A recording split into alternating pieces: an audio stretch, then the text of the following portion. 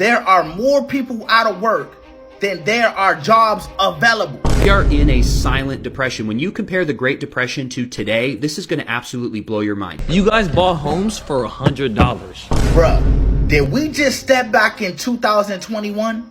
Because for the first time in years, there are more people out of work than there are jobs available. They said the job market was strong, right? They told us that the companies were hiring, right? They also said that the economy was steady. But that's all a lie. The government report just flipped that all upside down. Everything that I just said that they said was up is down. There are 7 million job openings in the US right now.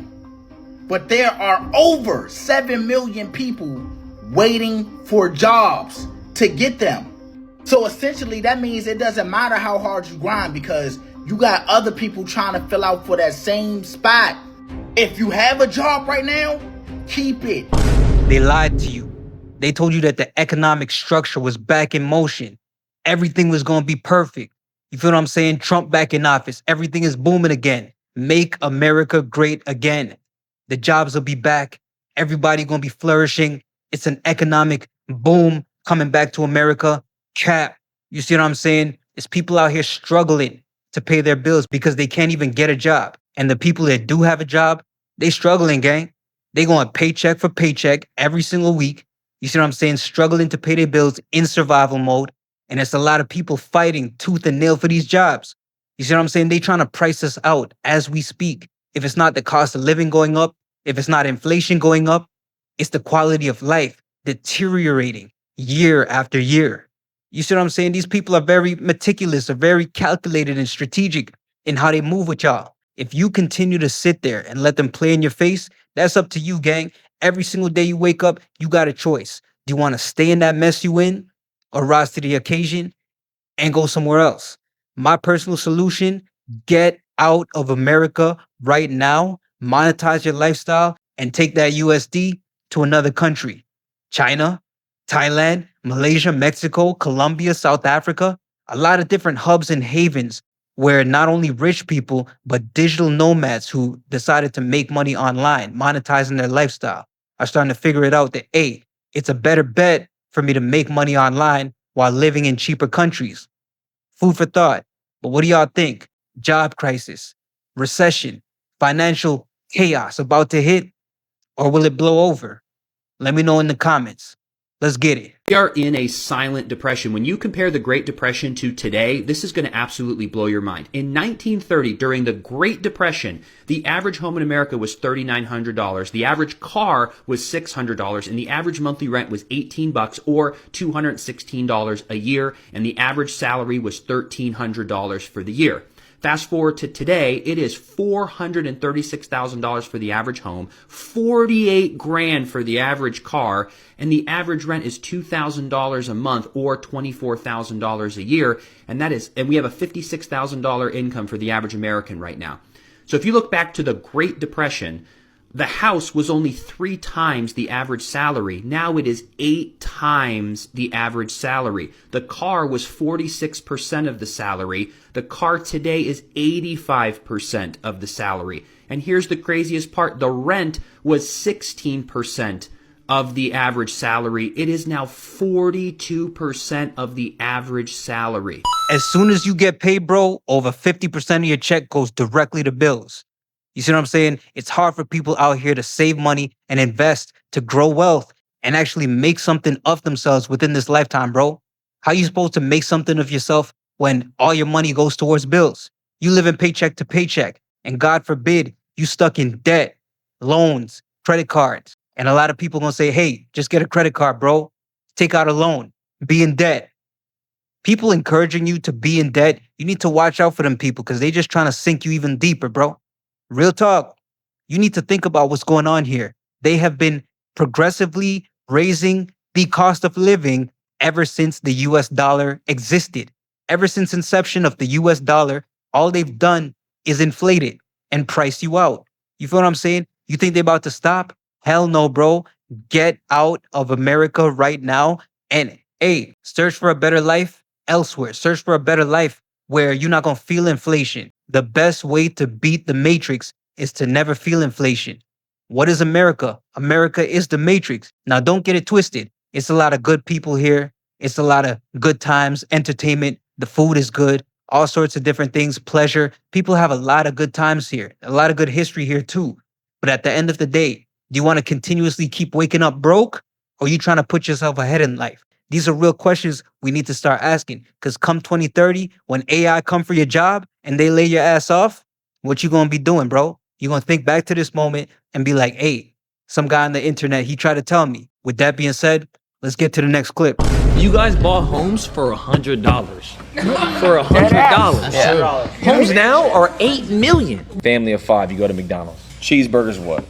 10 cents? A dinner back then was $3. If I try to take all my boys to McDonald's, $100. that's at least 130. There's no more dollar menu. That's an extra 4 hours I got. Got rid of the dollar. You guys got rid of the dollar menu. Now it's gone. My parents paid $40,000 for their house in 1960 outside of Boston. It's now $2.8 million. What? Sounds like they came. My friend's parents paid $5,000 for their summer home. In 1946, it's now worth close to $8 million. You're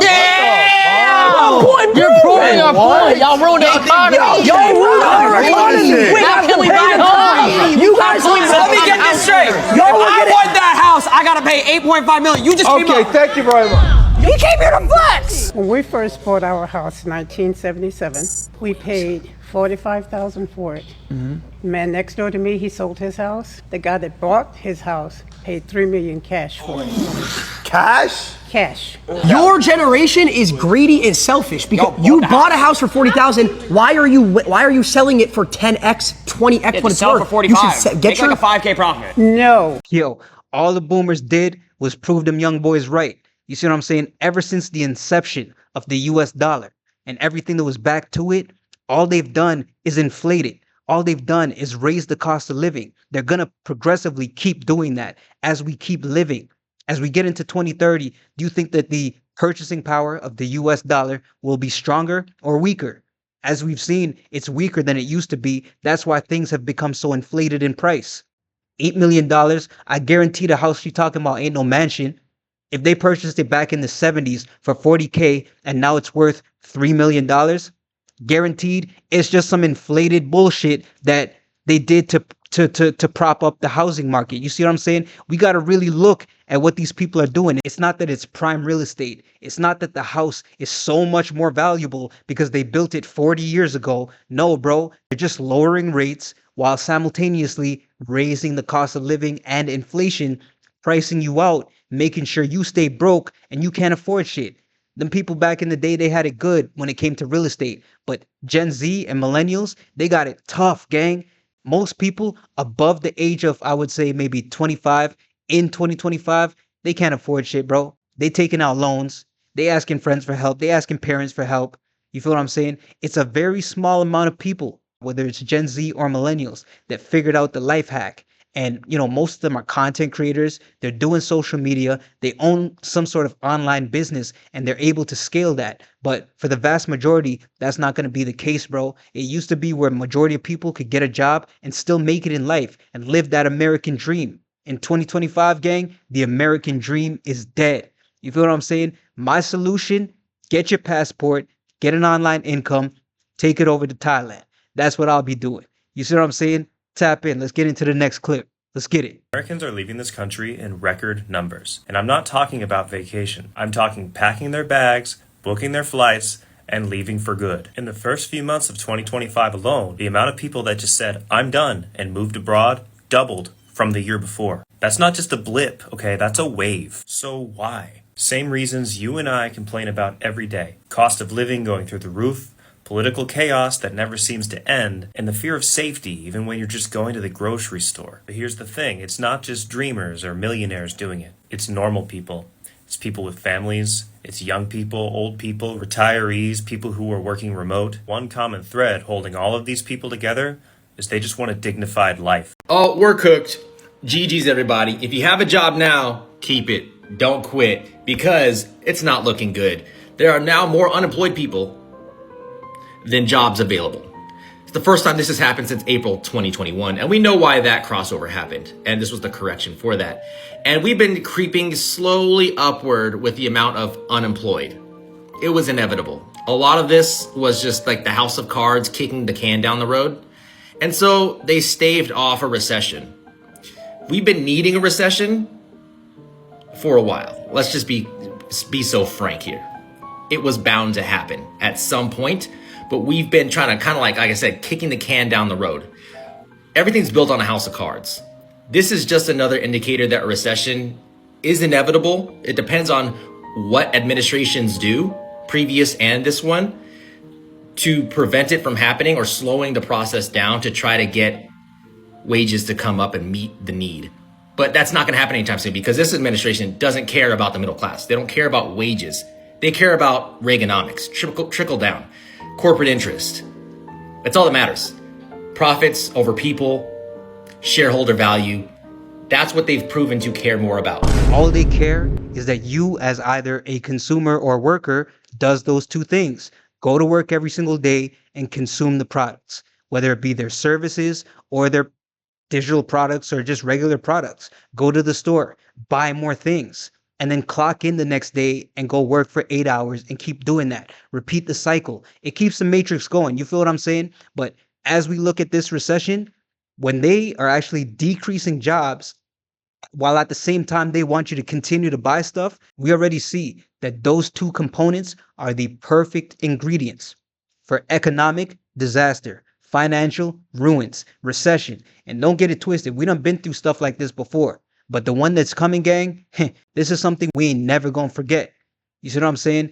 Make sure y'all get ready for what is coming. If y'all want to stay here, do that. Hey, if you want to stay patriotic to your country, do that. If you loyal, then do that. Me, I'm packing a bag. I'm getting my passport. I'm getting this online income. We situating things right now as we speak.